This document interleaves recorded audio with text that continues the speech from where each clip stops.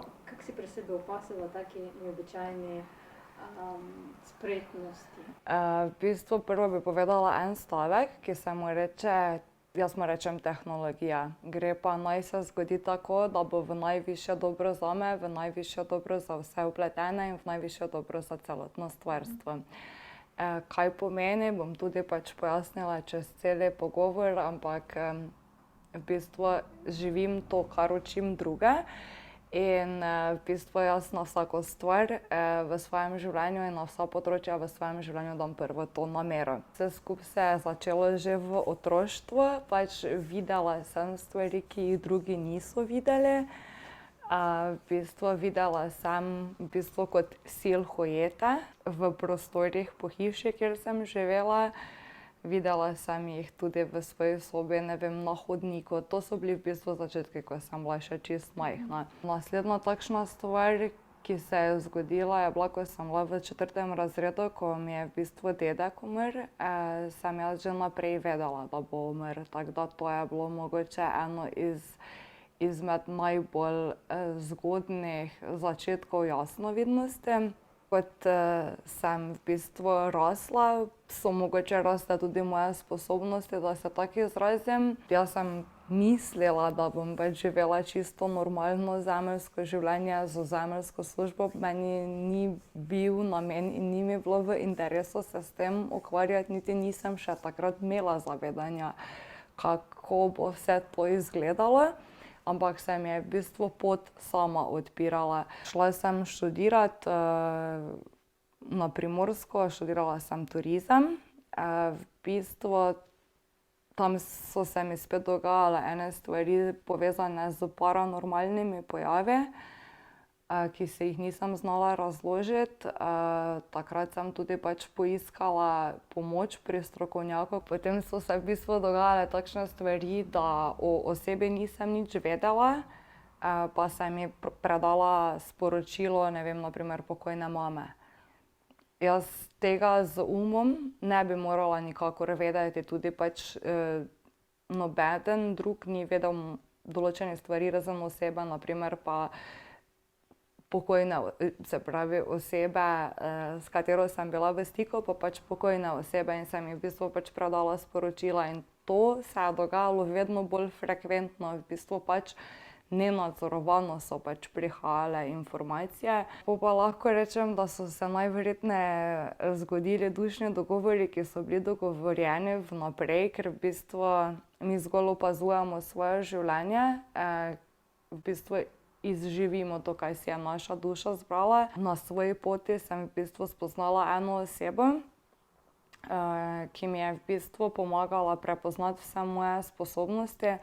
Jaz takrat, ko sem dobila te informacije, še v to nisem tako močno verjela, ampak zdaj 2 leti od tega dogodka se mi v bistvu vse to potrjuje, kaj mi je v bistvu tista oseba rekla, tako da je v bistvu kar čarobno dejansko. Ja, v bistvu včasih še težko sama verjamem v stvari, zaradi tega, ker sem dosti prizemljena.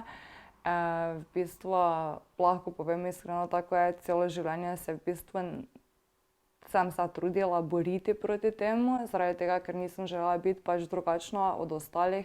Zavedala sem se, da sem, ampak mi je v preteklosti to predstavljalo kot negativno stvar, zato ker sem se pač zavedala sem se drugačnosti, borila sem se proti temu, ampak v bistvu ugotoviš, da pač ne moreš bežati stran od sebe, ampak da v bistvu pač moraš sprejeti samega sebe, takšen kot si, pa biti hvaležen v bistvu za svoje darove. Začelo se je pa, bi rekla, profesionalno vse skupaj približno tako. Sem imela v bistvu toliko videnj, zdaj zadnje 2 leti se mi stvari najbolj intenzivno dogajajo.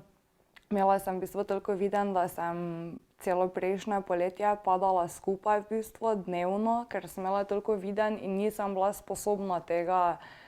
Upirala sem se, po domače povedano, in vedno, ko sem se uprla, sem sama sebi naredila v bistvu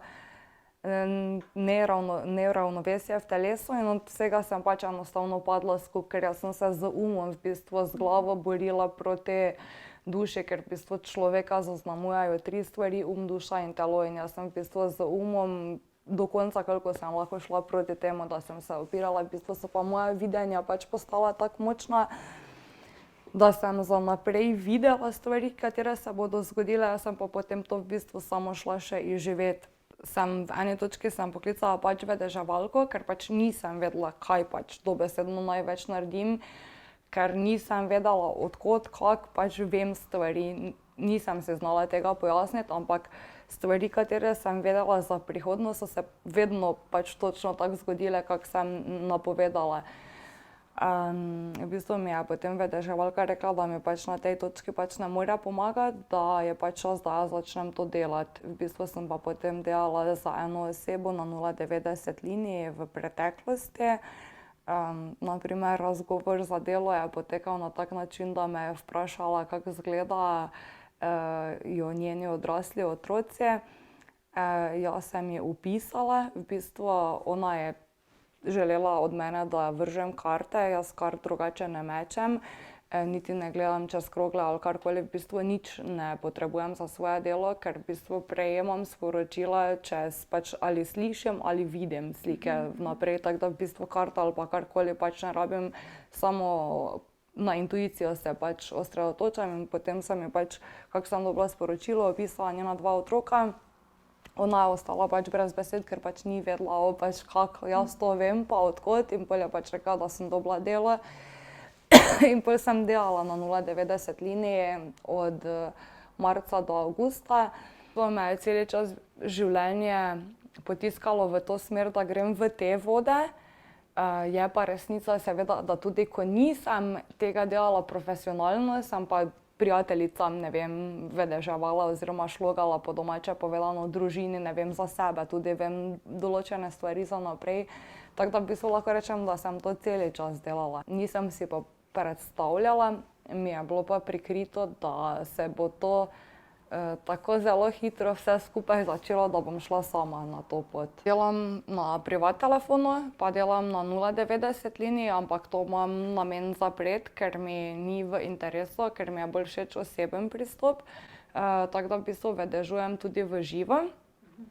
Zraven tega pa še vzpostavljam eno spletno stran v povezavi z Rožo življenja, zaradi tega, ker je moj namen ni, da bi jaz vedeževala ljudem, ampak v bistvu želim druge ljudi naučiti, kako uporabljati svojo intuicijo, ker mislim, da je to v življenju bolj pomembno, da zna vsak posameznik, ker imamo vsi intuicijo, sebe poslušati, kot pa da se nenehno nekdo zanaša na nekoga drugega. Ker se mi to zdi v skladu z mojo dušo bolj prav, kot da bi dolgoročno jaz vedeževala drugim, ampak želim ljudi naučiti, kako poslušati same sebe.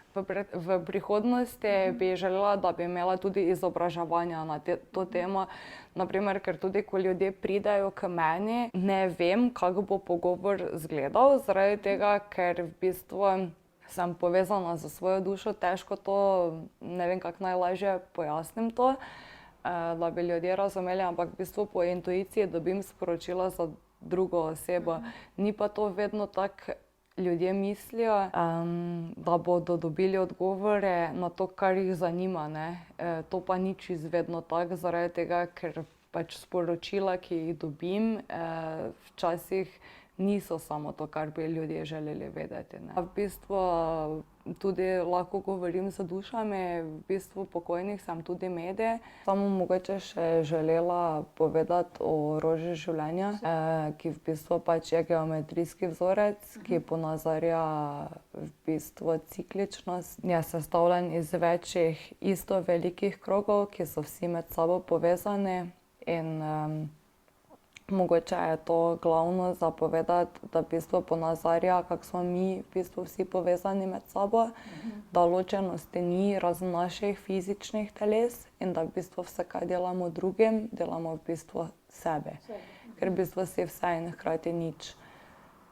Je pa tako, da Roža življenja, če je postavljena v prostor, v bistvu ga harmonizira.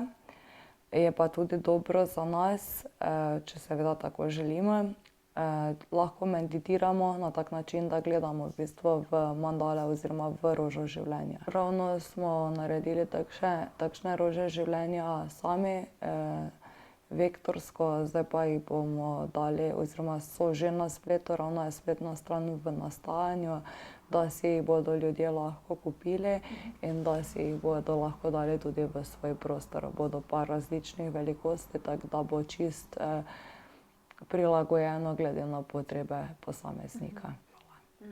Zadnje vprašanje, kako misliš, kaj je smisel življenja? Smisel življenja, mislim, da je to, v čem vsak posameznik najde smisel. Za mene je najbolj pomembno, da sem srečna pa da sem zvesta sama sebi.